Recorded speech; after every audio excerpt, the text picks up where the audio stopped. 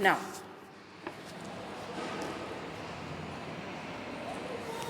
Land reforms के बाद में जो एग्रीकल्चर में अगला स्टेप लिया गया वो है टेक्नोलॉजी मेजर्स। मतलब टेक्नोलॉजी में उन्होंने सुधार किया, क्योंकि पहले ही बताया मैंने हमारा जो फर्स्ट 5 ईयर प्लान था पूरी तरह से एग्रीकल्चर पर फोकस कर रहा था, है ना। तो लैंड रिफॉर्म्स तो उन्होंने किए ही, लेकिन सेकेंडली उन्होंने क्या किया, टेक्नोलॉजिकल रिफॉर्म्स किया। मतलब अपनी टेक्नोलॉजी को उन्होंने इम्प्रूव किया। कैसे कि पहले जो इंडिपेंडेंस के पहले जब हम ब्रिटिश शासन में थे तब वो लोग जो टेक्नोलॉजी काम में ले रहे थे वो तो ध्यान दे ही नहीं रहे थे ना, कि हम किसी प्रकार का कोई भी न्यू टेक्नोलॉजीज़ वगैरह यूज़ करें। उनको कोई मतलब ही नहीं था उन चीज़ों से। तो जैसे ही हम लोग आज़ाद हुए तो हमको लगा कि हमें भी न्यू टेक्नोलॉजी अपनी ट्रेडिशनल टेक्निक्स को छोड़कर हमें मॉडर्न टेक्निक्स को अडॉप्ट करना चाहिए। तो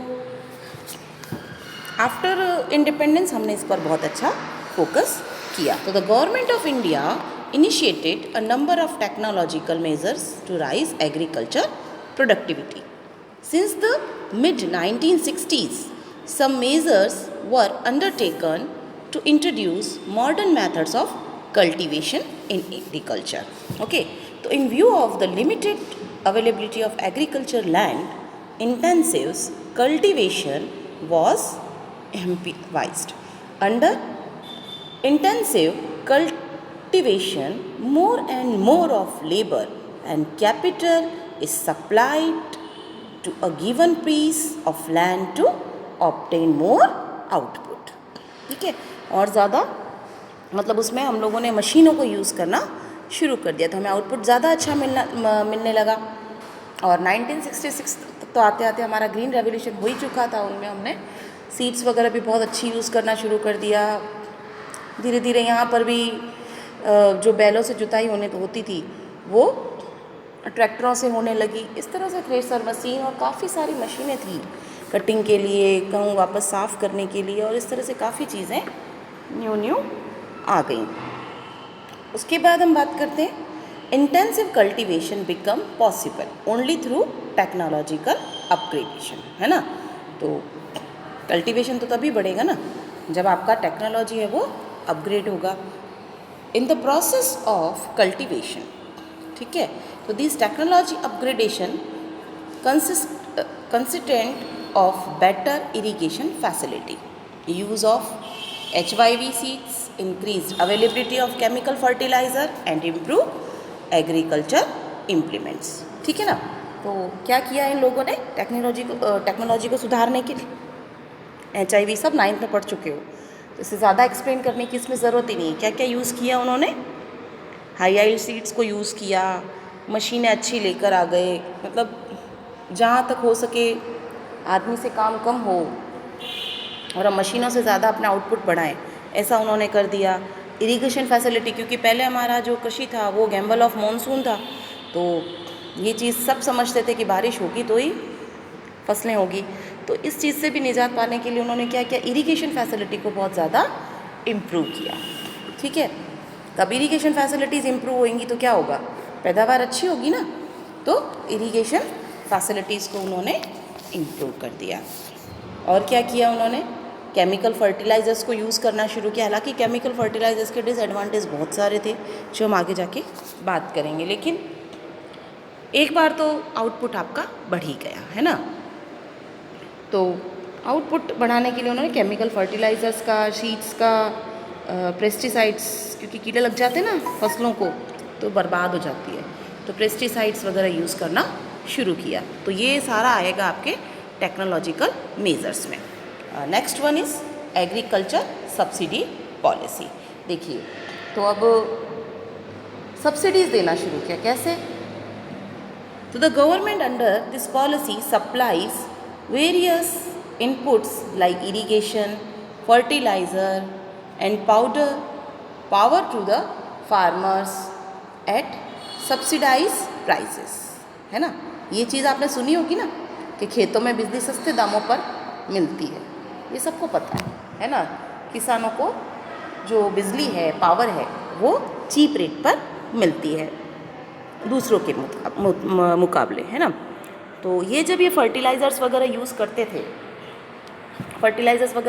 थे, तो मॉडर्न टेक्नोलॉजी को सब ज़्यादा लोग यूज़ करें उसके लिए उन्होंने क्या किया कि सब्सिडी देना शुरू कर दिया। क्या देना शुरू कर दिया? सब्सिडी देना शुरू कर दिया, ताकि लोग इसको खरीदेंगे। भाई एक बार इसको यूज़ करेंगे तब उनको लगेगा हाँ भाई अच्छी चीज़ है, तभी तो उसको अडॉप्ट करेंगे। तो गवर्नमेंट ने ये पॉलिसी बना दी कि जो केमिकल्ड फर्टिलाइज़र्स, HIV सीड्स या इरिगेशन फैसिलिटी हम लोग पंप सेट वगैरह, ये फवारा इरिगेशन और ये सब थी ना, तो इन सबको इम्प्रूव करने के लिए उन्होंने क्या किया, ज़्यादा से ज़्यादा सब्सिडी प्रोवाइड करवाई, ताकि वो लोग उसको अडॉप्ट करने में हिचकिचाए नहीं, क्योंकि पैसा ज़्यादा लगेगा तो वो लोग अडॉप्ट करने में हिचकिचाएंगे ना। लेकिन जब सब्सिडी मिल रही है तो उनको अडॉप्ट करने में ज़्यादा तकलीफ नहीं हुई, तो सब्सिडी की फैसिलिटी उनको दी। उसके बाद आता है आपका next one, agriculture price policy. तो to ensure fair returns to the farmers, the government started fixing the minimum support price. अब मिनिमम सपोर्ट प्राइस क्या होता है? 1 नंबर का क्वेश्चन बनता है आपका, मिनिमम सपोर्ट प्राइस। एंड देखो मिनिमम सपोर्ट प्राइस सारे पढ़ चुके हो, तो मिनिमम सपोर्ट प्राइस क्या होता है? देखो एक प्राइस होती है, मैं आपको फिर से बता देती हूँ मिनिमम सपोर्ट प्राइस क्या। देखो मिनिमम है ना, तो किसानों का प्रोडक्ट, मतलब किसान जो होते हैं, फार्मर्स जो होते हैं, गवर्नमेंट ये कहती है कि समझ लो एक बैग है वीट का, तो गवर्नमेंट ने डिसाइड कर दिया इसका मिनिमम सपोर्ट प्राइस है मतलब 1400, ओके, 1400 रुपये। अब क्या हो गया, 1400 रुपये से नीचे किसान किसी को भी नहीं बेचेगा।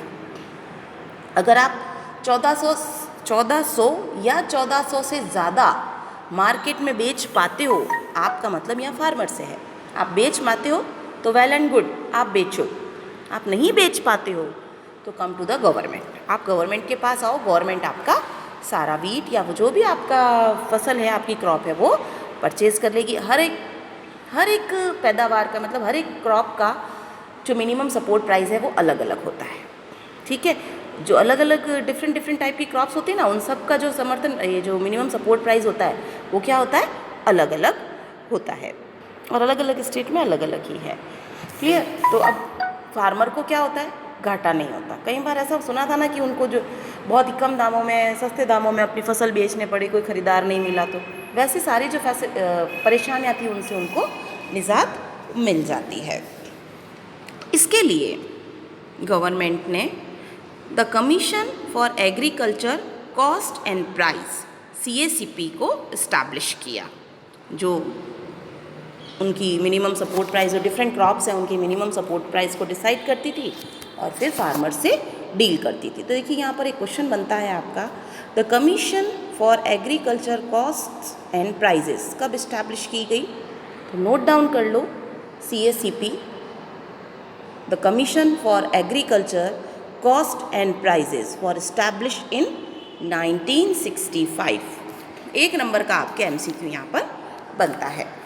तो the CACP determines the support prices and procurement prices on the basis of average cost of cultivation. Even in the years of bumper crop, this policy ensure a remunerative price return to the farmers. Okay, तो ये इसका काम था। अब next one है आपका institutional credit. इसमें बहुत सारे क्वेश्चंस आपके बनते हैं, अभी मैं बोलूँगी जब आपको समझ में आएगा। तो institutional credit to farmers through cooperative and commercial bank was expanded. देखिए जब किसान खेती करते हैं तो उन्हें पैसों की ज़रूरत पड़ती है, तो पहले क्या होता था, वो लोग महाजन से, ज़मींदारों से पैसे उधार लेते थे और अपना काम करते थे, और धीरे धीरे उनकी ज़मीनें ज़मींदारों के हाथों में ही चली गई, क्योंकि वो इतना ज़्यादा उनसे रेंट और इंटरेस्ट चार्ज करते थे कि धीरे धीरे वो ब्याज में और उनमें पूरा होकर उनकी जो सारी थी ज़मीन वो उनके पास ही चली जाती थी। तो इससे बचने के लिए गवर्नमेंट ने फार्मर से बोला आप उनसे मत लीजिए, आप बैंकों से क्रेडिट लीजिए, ठीक है ना। उधार किससे लीजिए? फार्मर्स को बोला कि आप बैंकों से उधार, हम आपको फैसिलिटी प्रोवाइड करवाते हैं। तो इसके लिए उन्होंने कोऑपरेटिव और कॉमर्शियल बैंक को कहा कि आप फार्मर्स को क्या दो, क्रेडिट की फैसिलिटीज़ प्रोवाइड करवाओ। तो after nationalisation of 14 commercial banks in 1969, देखिए तो सबसे पहली बार हमारी कंट्री में बैंकों का नेशनलाइजेशन कब हुआ था, 1969 में। और तब कितनी बैंकों को नेशनलाइज किया गया, 14 कॉमर्शियल बैंक को नेशनलाइजेशन किया गया। और 1980s में अगेन 6 कॉमर्शियल बैंक को नेशनलाइज्ड किया गया। मतलब जो प्राइवेट होते हैं ना उनको पब्लिक बना लिया, पब्लिक बैंक्स में कन्वर्ट कर देते, गवर्नमेंट अपने हाथ में उसको ले लेती है, उसको नेशनलाइज्ड करना कहते हैं, राष्ट्रीयकरण करना कहते हैं, ठीक है ना। तो इससे क्या हो गई, उनकी क्रेडिट देने की पावर इंक्रीज़ हो गई। अब उनका नेशनलाइजेशन क्यों किया गया, ताकि क्यों देखो अगर वो प्राइवेट काम करेंगे तो वो ज़्यादा प्रॉफिट के लिए काम करेंगे, तो फिर किसानों से तो हम इतना सारा वो ले नहीं सकते ना इंटरेस्ट, तो फिर हम में और उनमें क्या फ़र्क रह जाएगा, बैंकों में और महाजनों में कोई फ़र्क रह जाता क्या, नहीं रह जाता ना। तो इसलिए उन्होंने उसका नेशनलाइजेशन किया। और इसके लिए एक बहुत अच्छी ऑर्गेनाइजेशन सेटअप की गई जिसे नाम दिया है रीजनल रूरल बैंक्स, RRBs, है ना। और इसके लिए गवर्नमेंट ने RRBs मतलब रीजनल रूरल बैंक्स को इस्टेब्लिश किया 1975 में। देखिए 3 क्वेश्चन आपको मैंने बता दिए हैं अभी में, ठीक है। तो to satisfy specially the credit needs of rural people, ये RRBs थी ना, तो नाम इसका तो क्या है, रीजनल रूरल बैंक्स। तो ये ग्रामीण लोगों को लोन देने का काम करती थी, वहाँ के लोगों की ज़रूरतों को पूरा करने का काम ये बैंक करती थी, ठीक है। और इसी पर्पस के लिए वापस अब इनको भी तो रीफाइनेंस करने के लिए कोई बैंक चाहिएगा, है ना। तो इनको रीफाइनेंस करने के लिए गवर्नमेंट ने एक और इंस्टीट्यूशन को सेटअप किया जिसका नाम था नाबार्ड। इन 1982 the government setup a national bank of agriculture and rural development, कृषि और ग्रामीण विकास के लिए एक बैंक सेटअप की गई जिसका नाम था नाबार्ड। इसका पूरा नाम क्या है, national bank of agriculture and rural development. देखिए 1982 में ये इस्टेब्लिश हुई है। तब कौन सा 5 ईयर प्लान चल रहा था, 6th 5 ईयर प्लान चल रहा था, ठीक है। और ये क्या काम करती थी, जो इंस्टीट्यूशंस फार्मर्स को लोन देने का काम कर रही है उनको ये रीफाइनेंस करने का काम करती थी, है ना। उनको भी तो वापस पैसा चाहिएगा तब वो आगे देगा, है ना। आपके पापा आपको पैसा देंगे तभी आप कोई सामान खरीद कर लाओगे। तो उसी तरीके से ये उन बैंकों को रीफाइनेंस करती थी जो ग्रामीण और रूरल और एग्रीकल्चर डेवलपमेंट के लिए लोन पास करती है, ओके।